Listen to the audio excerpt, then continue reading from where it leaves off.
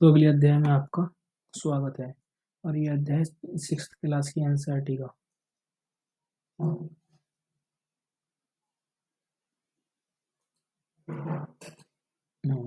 ये अध्याय 6th class की एनसीईआरटी का 6th का अंतिम अध्याय भी है। इमारतें, चित्र और किताबें। मरुतस्मी लौह स्तंभ, इसमें नाम पता नहीं। मरुता सिंह आज बहुत खुश था। पहिएदार कुर्सी में बैठकर उसका भाई उसे कुतुब मीनार दिखाता हुआ प्रसिद्ध लौह स्तंभ के सामने ले गया। धूल भरे पथरीले रास्तों से रैंप के सहारे यहाँ तक आना काफी मुश्किल था। अपने इस अनुभव को मरुतसिंह कभी नहीं भूल पाएगा। फिर क्या आता है? धातु विज्ञान।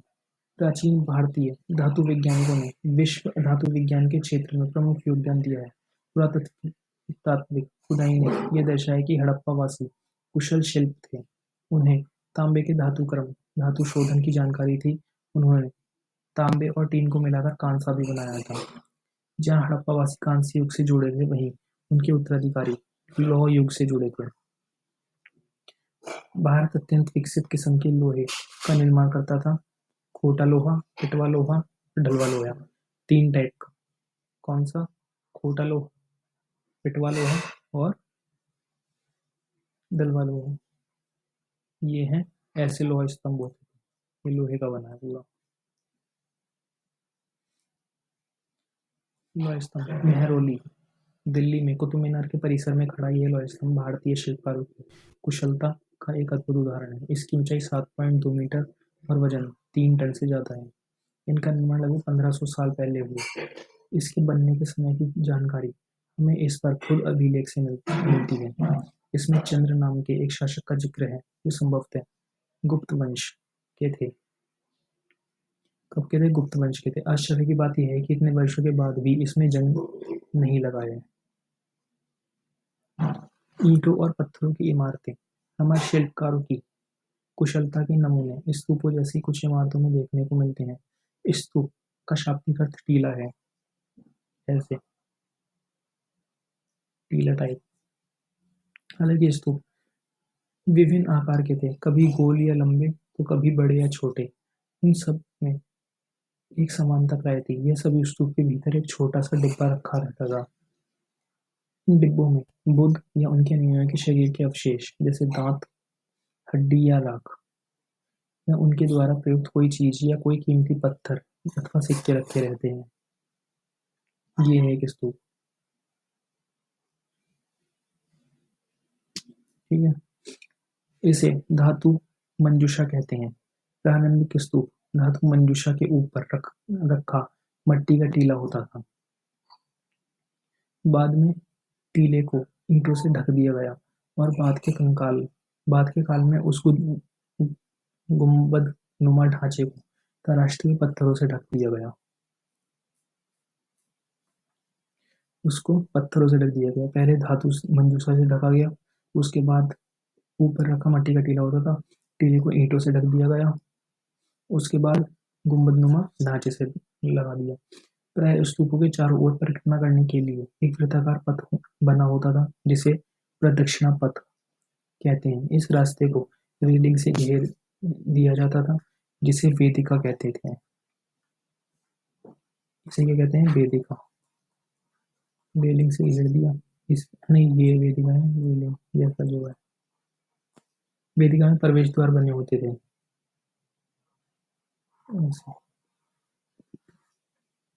रेलिंग तथा तोरण प्राय मूर्तिकला की सुंदर कलाकृतियों से सजे होते थे। अमरावती यहाँ कभी एक भव्य स्तूप हुआ करता था। 2000 साल पहले इस स्तूप को सजाने के लिए शिलाओं पर चित्र उकेरे गए। कई बार पहाड़ियों को काटकर बनावटी गुफाएं बनाई जाती थी। इस तरह कई गुफाओं को मूर्तियों तथा चित्रों द्वारा सजाया जाता था। ये कहाँ मिला है? ये मध्य प्रदेश के सांची का स्तूप है। ठीक है। इस काल में कुछ आरंभिक हिंदू मंदिरों का भी निर्माण किया गया। इन मंदिरों में विष्णु, शिव तथा दुर्गा जैसी देवी देवताओं की पूजा होती थी। मंदिरों का सबसे महत्वपूर्ण भाग गर्भगृह होता था, जहाँ मुख्य देवी या देवता की मूर्ति को रखा जाता था। इस स्थान पर पुरोहित धार्मिक अनुष्ठान करते थे और भक्त पूजा करते थे। अक्सर गर्भगृह को एक पवित्र स्थान के रूप में दिखाने के लिए भीतर गांव जैसे मंदिरों में उनके ऊपर काफी ऊंचाई तक निर्माण किया जाता था, जिसे शिखर कहते थे। यहाँ ये टॉप शिखर।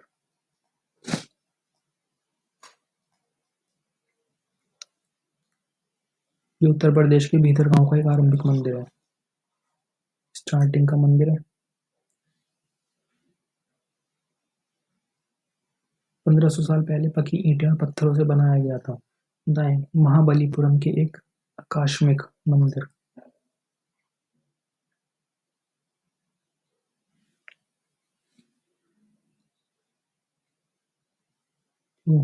यहाँ पर क्या था, शिखर निर्माण के कठिन कार्य के लिए सावधानी से योजना बनानी पड़ती थी। अधिकतर मंदिर में मंडप नाम की एक जगह होती थी। यह एक सभागार होता था जहाँ लोग इकट्ठा होते थे। महाबलीपुरम और ऐहोल को भी इन शहरों में पत्थरों से बना कुछ उत्कृष्ट मंदिर है। उनमें कुछ यहाँ दिखाए गए हैं। ये कुछ दिखा दी एक ही मंदिर।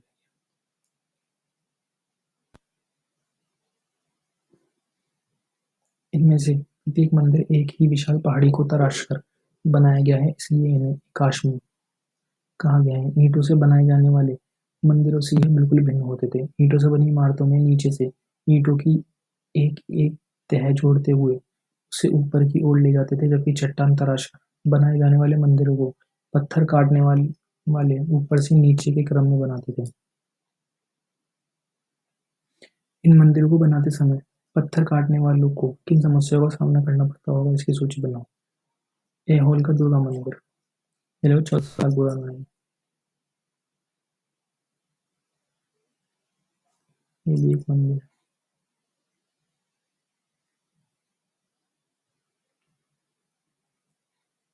ठीक है। स्तूप मंदिर किस तरह बनाए जाते थे। स्तूप तथा मंदिर को बनाने की प्रक्रिया में कई अवस्थाएं आती थी। इसके लिए काफी धन खर्च होता था, इसलिए आमतौर पर राजा या रानी ही इन्हें बनवाने का निश्चय करते थे। पहला काम अच्छे किस्म के पत्थर ढूंढकर शिलाखंडों को खोदकर निकालना होता था। फिर मंदिर या स्तूप के लिए सोच विचार कर तय किए गए स्थान पर शिलाखंडों को पहुंचाना होता था।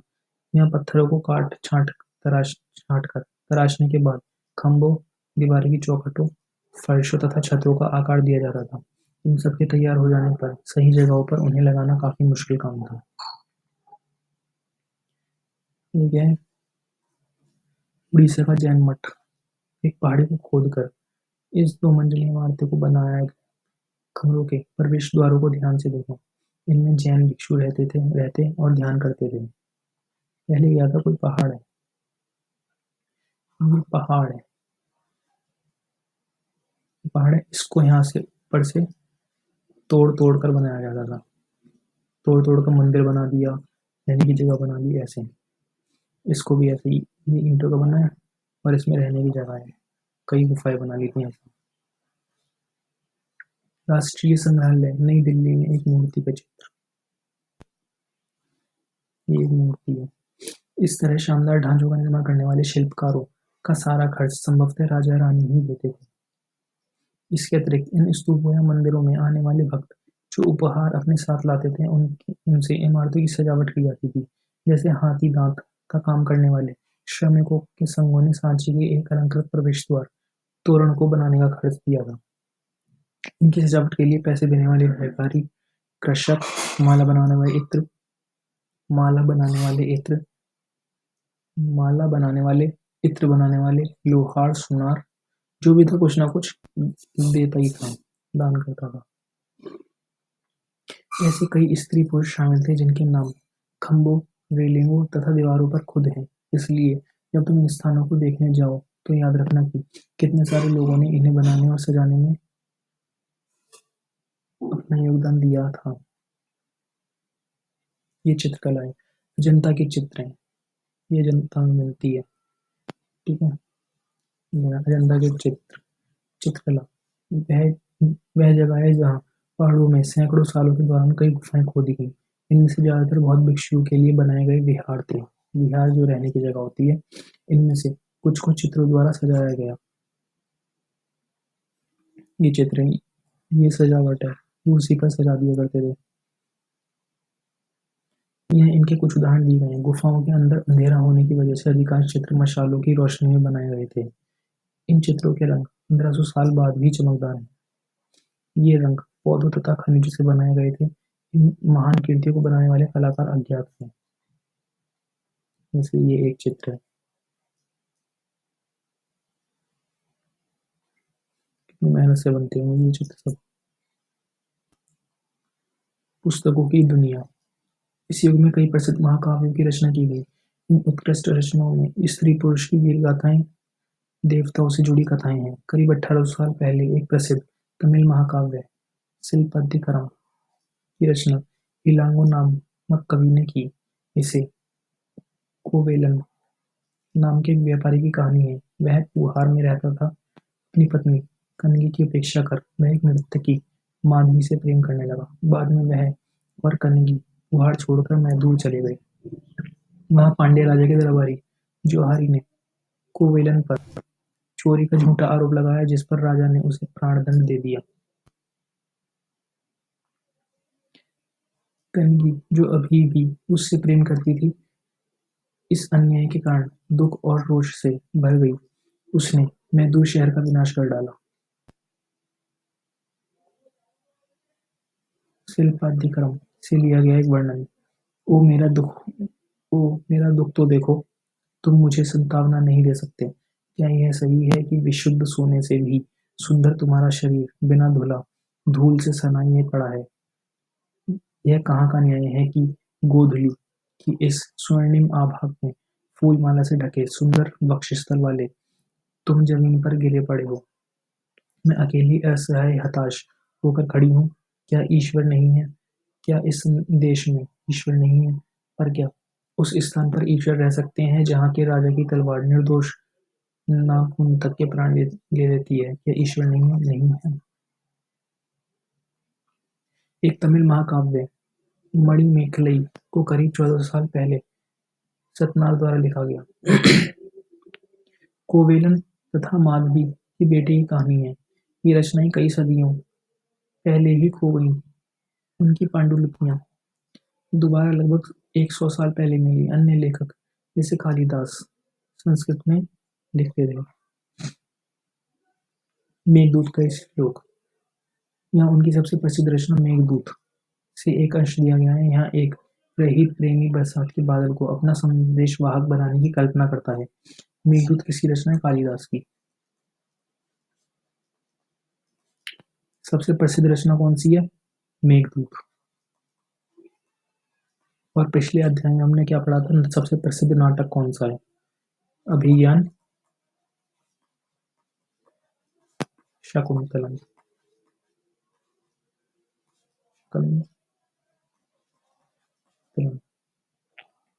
इसे किस तरह कवि ने बादलों को उत्तर की ओर ले जाती ठंडी हवा का वर्णन किया है। तुम्हारे बौछारों से मुलायम हो उठी मिट्टी को की भीनी खुशबू से भरे। हाथियों की सांस में बसी जंगली गुलूर को पकाने वाली शीतल बयार तुम्हारे साथ धीरे धीरे बहेगी। पुरानी कहानियों का संकलन तथा संरक्षण। हिंदू धर्म से जुड़ी कई कहानियां जो बहुत पहले से प्रचलित थी, इस काल में लिखी गई हैं। इनमें पुराण भी शामिल है। पुराण का शाब्दिक अर्थ प्राचीन है। पुराणों में विष्णु, शिव, दुर्गा या पार्वती जैसी देवी देवताओं से जुड़ी कहानियां हैं। इनमें इन देवी देवताओं की पूजा की विधियां दी गई हैं। इसके अतिरिक्त इनमें संसार की सृष्टि तथा राजाओं के बारे में कहानियां हैं। अधिकतर पुराण सरल संस्कृत श्लोक में लिखे गए हैं, जिससे सब उन्हें सुन और समझ सकें। स्त्रियां तथा शूद्र जिन्हें वेद पढ़ने की अनुमति नहीं थी, वे भी इसे सुन सकते थे। पुराणों का पाठ पुजारी मंदिर में किया करते थे, जिसे लोग सुनने आते थे। दो संस्कृत महाकाव्य महाभारत और रामायण लंबे अरसे से लोकप्रिय रहे हैं। तुम में से कुछ भी बच्चे इन कहानियों से परिचित होंगे। महाभारत कौरवों और पांडवों के बीच युद्ध की कहानी है। इस युद्ध का उद्देश्य पुरु वंश की राजधानी हस्तिनापुर की गद्दी प्राप्त करना था। यह कहानी तो बहुत ही पुरानी है, पर आज इसे हम जिस रूप में जानते हैं वह करीब 1500 साल पहले लिखी गई है। माना जाता है कि पुराण और महाभारत दोनों को ही व्यास नाम के ऋषि ने संकलित किया था। महाभारत में ही भागवत गीता भी है, जिसके बारे में अध्याय 9 में पढ़ेंगे। रामायण की कथा कौशल के राजकुमार राम के बारे में। उनके पिता ने उन्हें वनवास दे दिया था। वन में उनकी पत्नी सीता का लंका के राजा रावण ने अपहरण कर लिया था। सीता को वापस पाने के लिए राम को लड़ाई लड़नी पड़ी। वे विजयी होकर कौशल की राजधानी अयोध्या लौटे। महाभारत की तरह ही रामायण भी एक प्राचीन कहानी है, जिसे बाद में लिखित रूप दिया गया। संस्कृत रामायण के लेखक वाल्मीकि माने जाते हैं। आम लोगों द्वारा कही जाने वाली कहानियां। आम लोग को भी कहानियां कहते थे, कविता और गीतों की रचना करते थे, गाना गाते थे, नाचते थे और नाटकों खेलते थे। इनमें से कुछ तो इस समय के आसपास के जातक तथा पंचतंत्र की कहानियों के रूप में लिखकर सुरक्षित कर लिए गए। जातक कथाएं तो अक्सर स्तूपों की रेलिंगों तथा अजंता के चित्रों को दर्शाई जाती थी। बंदर राजा की कहानी। एक समय बंदरों का एक महान राजा हुआ। वह हिमालय पर गंगा के किनारे अपने 80,000 अनुयायियों के साथ रहता था। इन सारे बंदरों को एक खास आम के पेड़ के फल बहुत प्रिय थे। ये आम बड़े मीठे होते थे। इतने स्वादिष्ट आम धरातल पर नहीं उगते थे। एक दिन एक पका हुआ आम गंगा नदी में गिरकर बहते बहते वाराणसी पहुंच गया। उस वक्त नदी में वहां का राजा नहा रहा था। उसे वह आम मिला। उसे चखकर वह हैरान रह गया। उसने अपने राज्य के जंगलों को देखभाल करने वालों से पूछा कि क्या वे इस आम के पेड़ को ढूंढ सकते हैं या नहीं। वे राजा को हिमालय की पहाड़ी पर ले गए। वहां पहुंचकर राजा तथा उसके दरबारियों ने खूब आम खाए। रात में राजा ने देखा कि बंदर भी पके आमों का मजा ले रहे हैं। राजा को यह बात बुरी लगी। उसने उन्हें मार डालने का फैसला किया। ये राजा बंदर आम खाने का मजा ले रहे थे, उन्हें उसे मार डालने का फैसला किया। बंदरों के राजा ने अपनी प्रजा को बचाने की एक योजना बनाई। उसने आम के पेड़ की टहनियों को तोड़कर उन्हें आपस में बांधकर नदी पर एक पुल बनाया। इसके एक छोर को वह तब तक पकड़े रहा जब तक कि उसकी सारी प्रजा नदी को पार ना कर लिया। पर इस प्रयास से वह इतना थक गया कि मरणासन होकर गिर पड़ा। जब ये सब देखा तो उसने बंदर राजा को बचाने की काफी कोशिश की, पर वह सफल न हुआ। बंदर राजा की मृत्यु पर उसे शोक हुआ और राजा ने उसे पूरा सम्मान दिया।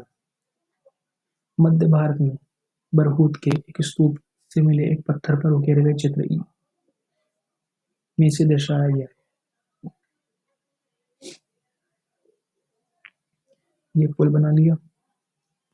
ये प्रजा जब उधर चली गई तो ये थक गया और ये फिर मृत हो गया। तो यह विज्ञान की पुस्तक है। इसी समय गणितज्ञ और खगोल शास्त्री आर्यभट्ट ने संस्कृत में आर्यभट्टयम नामक पुस्तक लिखी। आर्यभट्ट ने क्या लिखी? आर्यभट्टयम। इसमें उन्होंने लिखा कि दिन और रात पृथ्वी के अपनी धुरी पर चक्कर काटने की वजह से होते हैं। पृथ्वी के अपनी दूरी पर चक्कर काटने की वजह से होते हैं, जबकि लगता है कि रोज सूर्य निकलता है और डूबता है। उन्होंने ग्रहण के बारे में भी एक वैज्ञानिक तर्क दिया। उन्होंने वृत्त की परिधि को मापने की विधि ढूंढ निकाली, जो लगभग उतनी ही सही है जितनी आज प्रयुक्त होने वाली विधि।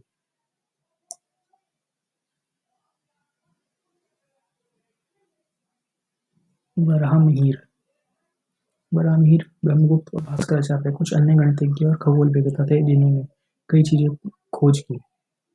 इनके बारे में पता लगा। शून्य आयुर्वेद। अंकों का प्रयोग पहले से होता रहा था, पर अब भारतीय गणित को बिना शून्य की एक नए चिन्ह का आविष्कार किया। गिनती की यह पद्धति अरबों द्वारा अपनाई गई तथा तब यूरोप में भी फैल गई। आज भी यह पूरी दुनिया में प्रयोग की जाती है। आयुर्वेद चिकित्सा विज्ञान की एक विख्यात पद्धति थे, जो प्राचीन भारत में विकसित हुई। प्राचीन भारत में आयुर्वेद के दो प्रसिद्ध चिकित्सक थे। चरक प्रथम और द्वितीय शताब्दी ईस्वी में थे। सुश्रुत चौथी शताब्दी ईस्वी में थे। चरक द्वारा रचित चरक संहिता औषधि शास्त्र की एक उल्लेखनीय पुस्तक है। अपनी रचना सुश्रुत संहिता में सुश्रुत ने शल्य चिकित्सा की विधियों का विस्तृत वर्णन किया है। फिर क्या था अन्यत्र। कागज आज हमारे रोजमर्रा की जिंदगी का हिस्सा बन गया है।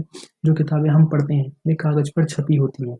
उसी तरह लिखने के लिए भी हम कागज का ही उपयोग करते हैं। कागज का आविष्कार करीब 1900 साल पहले काइलून नाम के व्यक्ति ने चीन में किया। उसने पौधों के रेशों, कपड़ों और रस्सियों और पेड़ की छालों को पीट-पीट कर लुगदी बनाकर उसे पानी में भिगो दिया। फिर उस लुगदी को दबाकर उसका पानी निचोड़ा और तब सुखाकर कागज बनाया। आज भी हाथ से कागज बनाने के लिए इसी विधि को अपनाया जाता है। कागज बनाने की तकनीक को सदियों तक गुप्त रखा गया। करीब 14 साल पहले यह कोरिया तक पहुंची। इसके तुरंत बाद ही यह जापान तक फैल गई। करीब 1800 साल पहले ये बगदाद में पहुंची। फिर बगदाद में ही यूरोप, अफ्रीका और एशिया के अन्य भागों में फैली। इस उपमहाद्वीप में भी कागज की जानकारी बगदाद से आई है। ये महत्वपूर्ण तिथियां देख लेते हैं। स्तूप निर्माण की शुरुआत 2300 साल पहले अमरावती, 2000 साल पहले कालिदास, 1600 साल पहले लोहा स्तंभ, भीतर गांव का मंदिर, अजंता की चित्रकारी अर्रे में 1500 साल पहले और दुर्गा मंदिर 1400 साल पहले।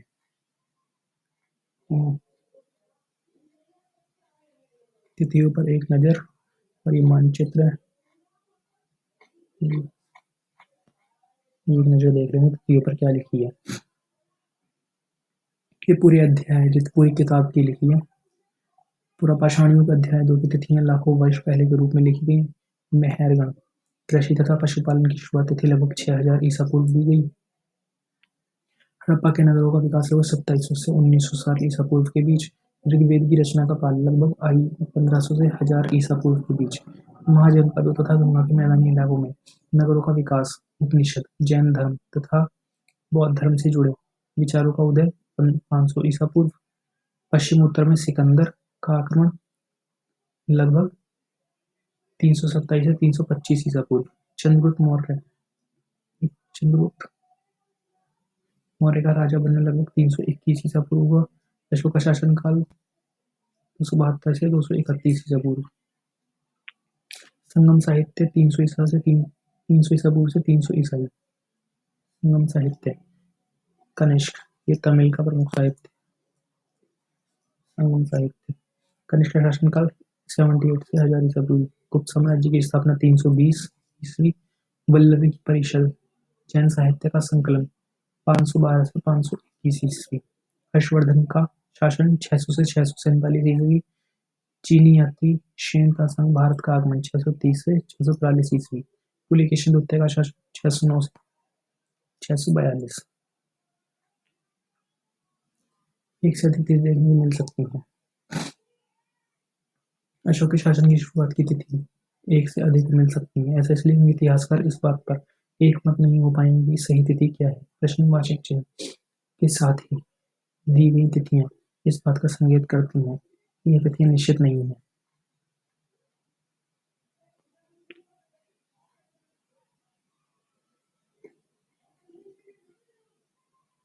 ये भारत का नक्शा दिखा दिया। लद्दाख, लेह, जम्मू कश्मीर, ये पूरा भारत का नक्शा, आज के भारत का नक्शा, भारत का राजनीतिक मानचित्र आज का। बस एक बार रिवीजन कर लेते हैं।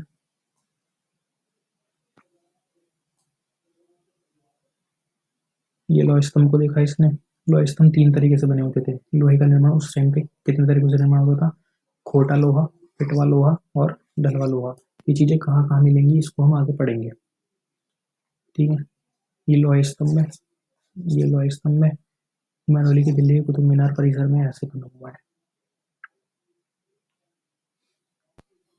फिर ये सांची का स्तूप है, जो पहले धातु मंजूषा कहते हैं उससे बनता था। उसके बाद उस पर मट्टी का टीला रखा जाता था। उसके बाद गुम्बदनुमा ढांचे को पत्थरों को तराश कर बना ढक दिया जाता था। यही तो है। ये चट्टान काट कर बनाया जाता था और ऐसे प्रवेश द्वार हुआ करते थे पहले मंदिरों में। ठीक है। ये कौन सा मंदिर है? ये दुर्गा मंदिर है ऐहोल का, ऐहोल का दुर्गा मंदिर। ठीक। और ये गुफाएं बनाई जाती थी जिसमें बौद्ध ज्ञानी वहीं रुका करते थे। ये साज सजावट का चित्रकला ऐसी हुआ करती थी।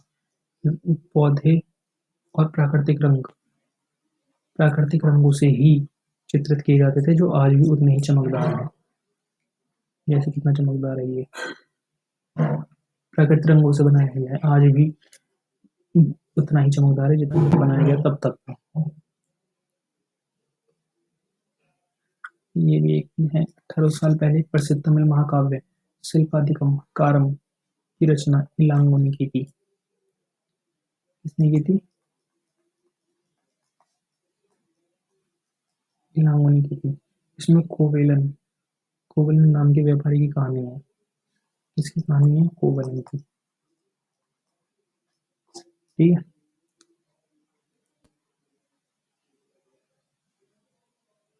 ये मणिमेखले भी तमिल महाकाव्य है। इसमें कोवलन तथा माधवी की बेटी की कहानी है। कोई हो सकता है उस टाइम पे व्यापारी हो बड़ा, तमिल व्यापारी जो व्यापार अच्छे से करना जानते हो, इसकी उसकी कहानी बनाई गई है। कालिदास का नाटक है मेघदूत। मेघदूत वो नाटक नहीं है, नाटक क्या? अभिज्ञान शकुंतलम, ये उसकी प्रसिद्ध रचना है। कौन सी? मेघदूत। ठीक है।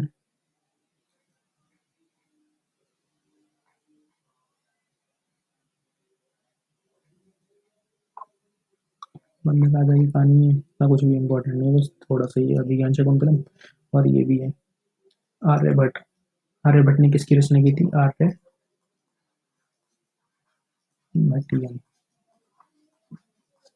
ठीक है। चलिए, एनसीईआरटी की इस सीरीज में आपका देखने के लिए धन्यवाद। अब एक पूरी 6th क्लास का एक फुल रिवीजन कर देंगे एक वीडियो में, पूरी 6th क्लास का। उसके बाद 7th क्लास हिस्ट्री की स्टार्टिंग करेंगे। ठीक है। तब तक के लिए धन्यवाद। और चैनल को सब्सक्राइब कीजिए, शेयर कीजिए, लाइक एंड कमेंट।